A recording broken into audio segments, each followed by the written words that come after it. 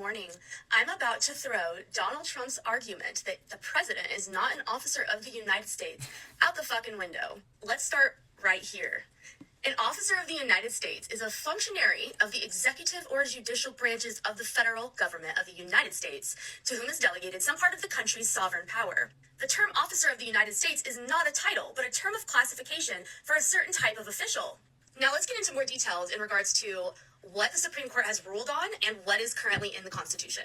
In Nixon versus Fitzgerald in 1982, SCOTUS wrote, Article 2, Section 1 of the Constitution provides that the executive power shall be vested in a president of the United States.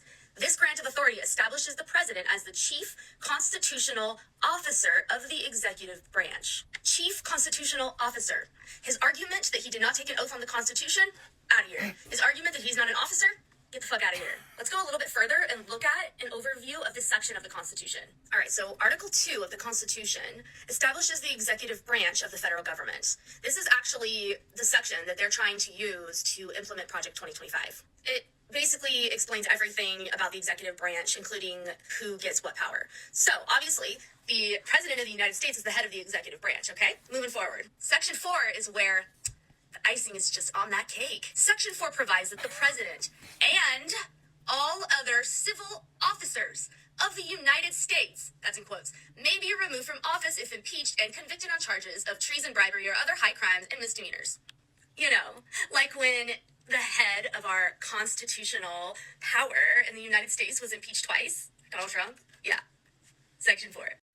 What I also find just so fascinating is if the shoe was on the other foot and it was the Democrats trying to pull off this kind of BS argument, they would be calling it for what it is.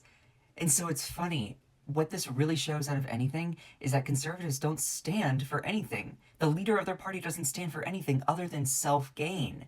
It's always an heads I win, tails you lose situation. Always.